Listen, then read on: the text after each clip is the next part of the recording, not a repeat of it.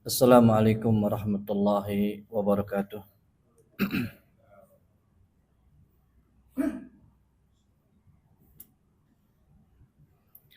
Alhamdulillah. Alhamdulillahi rabbil alamin. Wal aqibatu lil muttaqin. Fala udwana illa 'alal zalimin. Wassalatu wassalamu ala Rasulillah wa ala alihi wa ashabihi wa man walah. Wala haula wala quwwata illa billahi amma ba'd.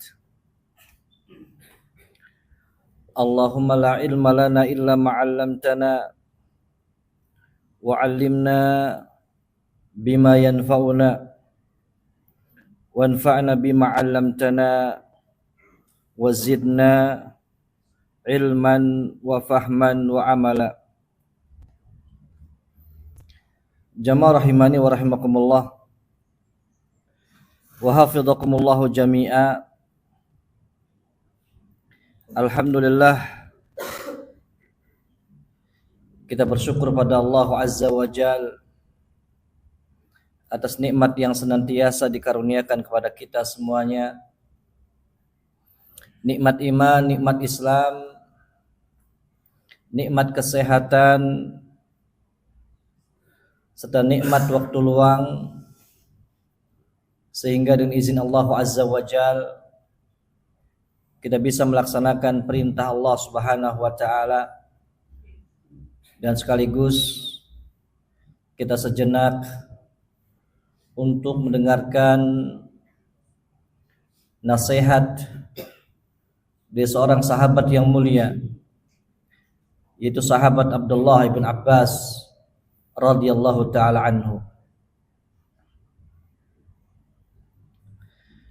Jamaah rahimani wa rahimakumullah wa hafidhakumullahu jami'a. Ada sebuah nasihat yang beliau sampaikan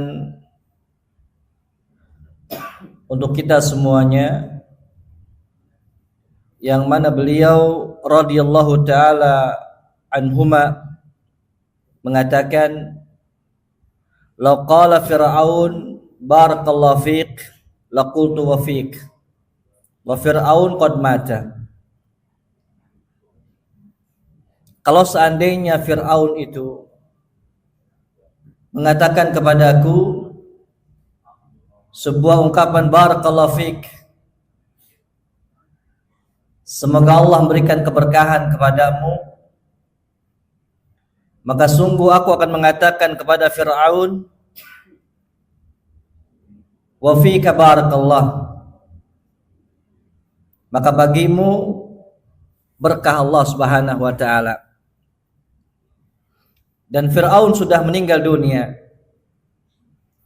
Nasihat yang mulia ini memberikan sebuah pembelajaran kepada kita, bahwa setiap muslim ketika dia diberikan sebuah tahiyat, sebuah penghormatan oleh orang lain, maka dia senantiasa untuk menjawab dengan jawaban yang serupa. Dan maksud dari pernyataan Abdullah bin Abbas radhiyallahu taala anhu ini bukanlah dimaksudkan bahwasannya Ibnu Abbas memuji Fir'aun, tidak. Dan juga bukan untuk menyampaikan boleh kita untuk memberikan keberkahan doa bagi Fir'aun, tidak. Akan tetapi di sini yang ingin diberikan pembelajaran oleh Abdullah bin Abbas radhiyallahu taala anhu, bahwa setiap manusia hamba Allah Subhanahu wa taala, apalagi dia seorang mukmin, ketika dia mengucapkan sebuah kata-kata yang baik, ucapan-ucapan yang baik, maka jawablah ucapan tersebut dengan ucapan yang semisalnya. Dan ini menunjukkan bahwasannya siapapun juga, apalagi dia adalah seorang mukmin, Ini menggambarkan bagaimana Fir'aun ketika misalnya dia mengucapkan barakallahu fik kepada Abdullah bin Abbas, maka dia akan katakan itu. Dan itu sesuai apa yang disampaikan oleh Allah Subhanahu wa taala dalam surah Al-Baqarah ayat 83, wa qulu linnasi husna. Dan katakan kepada manusia dengan perkataan yang baik. Dan di sini tidak ada sebuah ungkapan kepada siapa kita mengucapkan perkataan yang baik, menjawab pernyataan yang baik kepada semua manusia. Baik dia seorang yang mukmin maupun dia seorang yang kafir. Ini adalah tuntunan Allah Subhanahu wa taala. Bahkan pernah pada suatu hari ketika Rasulullah sallallahu alaihi wasallam disampaikan kepadanya dari orang Yahudi dengan mengatakan assalamu alayka atau assalamu alaikum. Itu orang Yahudi mengatakan kepada Rasul sallallahu alaihi wasallam. Kemudian kata Rasul sallallahu alaihi wasallam waalaikum, tetap dijawab. Padahal assalamu alaikum artinya apa? Celaka wahai engkau Muhammad. Maka Nabi sallallahu alaihi wasallam mengatakan waalaikum. Begitu juga kepada engkau. Di jawaban yang disampaikan oleh Rasul sallallahu alaihi wasallam sebagaimana ungkapan yang orang Yahudi sampaikan kepada beliau sallallahu alaihi wasallam. Pada waktu itu Aisyah radhiyallahu taala anha ada. Aisyah itu emosi. Aisyah mengatakan kepada seorang Yahudi mengatakan assalamu alayka wa la'nah. Bagimu kecelakaan dan laknat. Apa kata Rasul sallallahu alaihi wasallam? Ya Aisyah mahlan, tenang wahai Aisyah. Innallaha yuhibbur rifqa fil amri kullih. Bahwasanya Allah Subhanahu wa taala mencintai yang namanya kelemah lembutan dalam setiap perkara. Siapapun dia orangnya, apapun motif yang dia inginkan, ketika zahirnya dia mengatakan sebuah pernyataan yang baik kepada kita, kita sampaikan pernyataan yang baik lagi kepada dia. Ini bimbingan yang mulia di seorang sahabat radhiyallahu taala anhuma. Dan tentunya tidak akan mungkin Firaun mengatakan itu kepada Abdullah bin Abbas, dan sangat jauh sekali. Ini ada sebuah ungkapan pernyataan kalau seandainya itu ada. Di sini memberikan pelajaran kepada kita bahwa setiap seorang ketika dia diberikan sebuah tahiyah, sebuah penghormatan, maka jawablah. Sampai-sampai Rasulullah sallallahu alaihi wasallam mengatakan man qala assalamu alaikum falahu ashrun. Orang ketika mengatakan assalamu alaikum dia mendapatkan 10 kali kebaikan. Ketika ada mengatakan man qala assalamu alaikum warahmatullah falau isyruna hasanah, dia punya kebaikan 20 kebaikan. Man qala assalamu alaikum warahmatullahi wabarakatuh falau salasuna hasanah. Ketika mengucapkan assalamu alaikum warahmatullahi wabarakatuh, maka dia jatinya telah mendapatkan 30 kebaikan. Maka wajiban seorang ketika diberikan penghormatan dengan penghormatan assalamualaikum warahmatullahi, assalamualaikum warahmatullahi wabarakatuh, maka menjawabnya dengan yang semisalnya atau lebihkan sedikit. Ini bimbingan yang pertama di sahabat yang mulia Abdullah bin Abbas radhiyallahu taala anhu. Kemudian bimbingan yang kedua yang beliau sampaikan oleh Abdullah bin Abbas radhiyallahu taala anhu, beliau mengatakan lau baga jabalun ala jabalin ladukka al-baghi. Kalau seandainya ada sebuah gunung, dia menzalimi gunung yang satunya, maka sungguh Allah Subhanahu wa ta'ala akan meratakan gunung yang berbuat zalim. Padahal kita ketahui bahwasannya tidak akan mungkin gunung berbuat kezaliman. Dan perkataan Abdullah bin Abbas radhiyallahu taala anhu ingin memberikan pelajaran bagi kita bahwa kezaliman itu tidak boleh. Apalagi dia adalah makhluk kepada makhluk yang lainnya. Dan ingat ketika Rasulullah sallallahu alaihi wasallam beliau pernah menyatakan dalam sebuah hadis yang sahih, "Iyyakum wadh-dhulma fa inna adh-dhulma dhulumatun yaumal qiyamah." Hati-hatilah kalian yang kaitannya dengan adh-dhulm, kezaliman. Karena kezaliman itu akan menghadirkan kegelapan pada hari kiamat kelak. Dan kezaliman yang paling parah, kezaliman yang paling berat adalah kezaliman kepada Allah Subhanahu wa taala. Kezaliman kepada Allah Subhanahu wa taala ketika kita menyekutukan Allah Subhanahu wa taala, menjadikan selain Allah Subhanahu wa taala sebagai Tuhan yang disembah, sebagai suatu yang dijadikan sekutu bagi Allah Subhanahu wa taala. Ini kezaliman yang paling berat. Kemudian yang kedua, kezaliman kepada orang lain. Dan pernah pada sebuah hadis yang mulia dari Urwah ibn Az-Zubair disebutkan bahwasannya khasamathu Arwa bintu Ausin ila Marwan ibn Hakam. Disebutkan bahwasannya ada seorang wanita yang bernama Arwa binti Aus, yang dia itu bersengketa dengan seorang sahabat yang dikhabarkan Rasulullah SAW sebagai penghuni surga.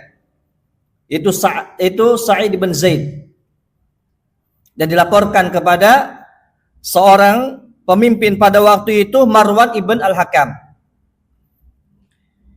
Disebutkan bahwasannya Sa'id ibn Zaid radhiyallahu taala anhu telah mengambil tanah, yaitu bagian dari tanah yang milik dia, alias ketika pengukuran itu ditambah kepada tanahnya dia.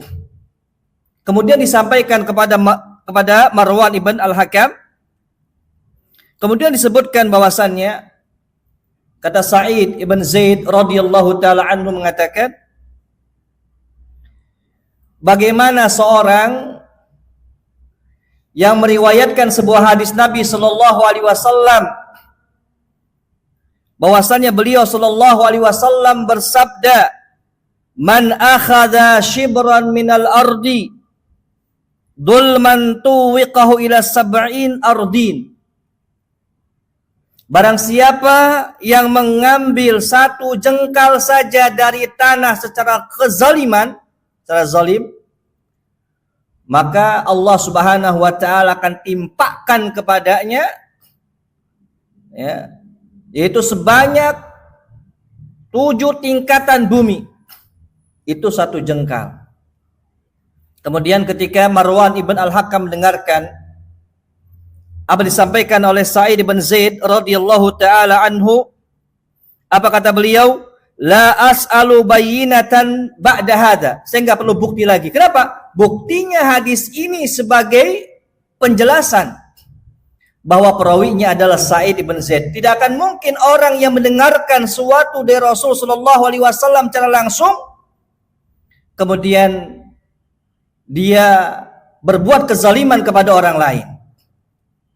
Akhirnya Sa'id ibn Zaid radhiyallahu taala anhu mengatakan dan berdoa kepada Allah Subhanahu wa taala, Allahumma in kanat kadzibatan, ya Allah, kalau seandainya tuh wanita tersebut Arwa binti Aus berdusta, Fa'ami basaraha, ya Allah butakan matanya. Waqtulha fi ardiha, dan binasakanlah dia di tempat tinggalnya. Fama matat hatta dhahaba basaruha. Kemudian yang terjadi adalah tidaklah Arwa binti Aus, sebelum dia meninggal dunia, Allah butakan dulu matanya.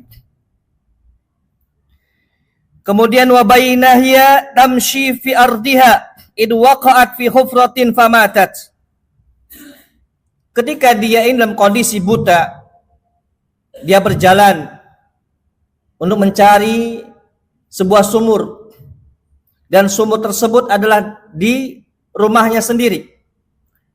Ternyata dia nyemplung ke sumur dan dia pun mati di situ. Tapi sebelum dia meninggal dunia, ketika dia menyatakan bahwasannya ketika dia buta, dia mengatakan asabatni da'watu Sa'id, dan telah menimpa aku itu doanya Sa'id ibn Zaid radhiyallahu taala anhu.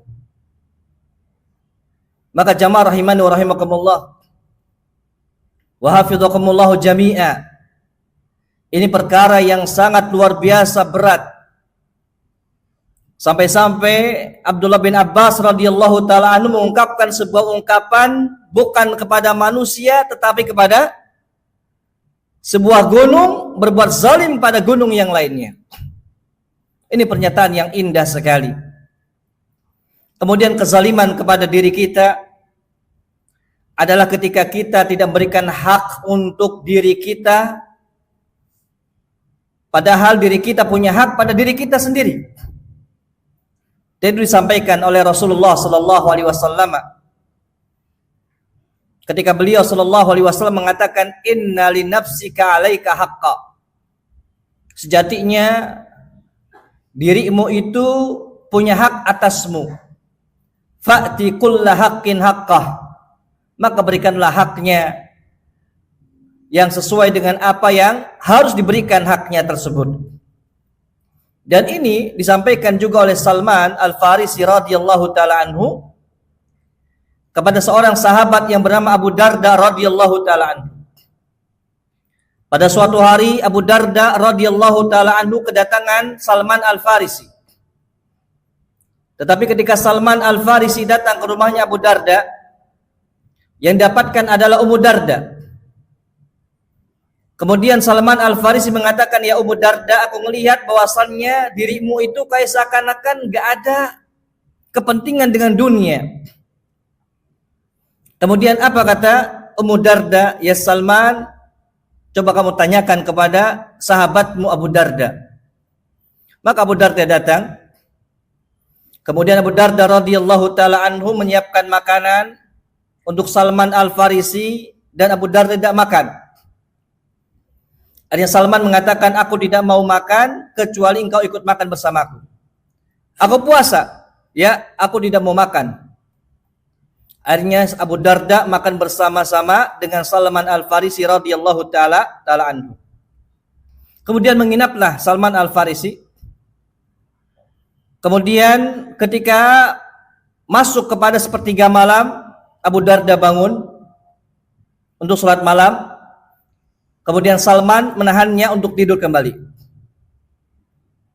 Di pertengahan malam, Abu Darda bangun, ditarik lagi oleh Salman Al-Farisi radhiyallahu taala anhu. Sampai akhirnya Abu Darda ketiduran. Dan dibangunkan oleh Salman Al-Farisi radhiyallahu taala anhu, ya Abu Darda, ya Allah istaiqid shalli. Bangun, yuk kita salat. Ketika sudah salat, Salman Al-Farisi mengatakan kepada Abu Darda radhiyallahu taala anhu dengan pernyataan Allah Subhanahu wa Rasul sallallahu alaihi wasallam. Apa kata Salman menyebutkan hadis Nabi sallallahu alaihi wasallam? Inna li rabbika 'alaika haqqan. Sejatinya Rabbmu atasmu punya hak. Wa inna li zaujika 'alaika haqqan. Sejatinya istrimu atasmu juga punya hak. Wa inna li nafsika 'alaika haqqan. Dan jiwamu, dirimu punya hak atas dirimu sendiri. fa'ti kulladha haqqin haqqah, maka berikanlah haknya sesuai dengan haknya masing-masing. Maka disinilah Abu Darda radhiyallahu taala anhu memahami apa yang disampaikan oleh Salman Al-Farisi radhiyallahu taala anhu, dan ini sebuah gambaran bagaimana seorang berusaha untuk meninggalkan yang namanya sebuah tindak kezaliman apapun itu bentuknya. Jamaah rahimani wa rahimakumullah wa hafizakumullahu jami'a. Dua nasihat yang indah di sahabat yang mulia Abdullah bin Abbas radhiyallahu taala anhu mengajari kepada kita untuk senantiasa kita menghormati orang lain ketika dia memberikan penghormatan kepada kita.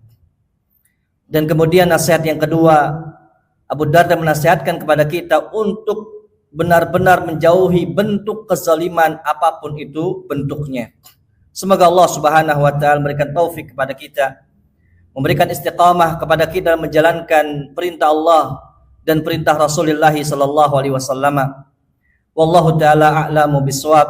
Subhanakallahumma bihamdika asyhadu an la ilaha illa anta astaghfiruka wa atubu ilaik. Assalamualaikum warahmatullahi wabarakatuh.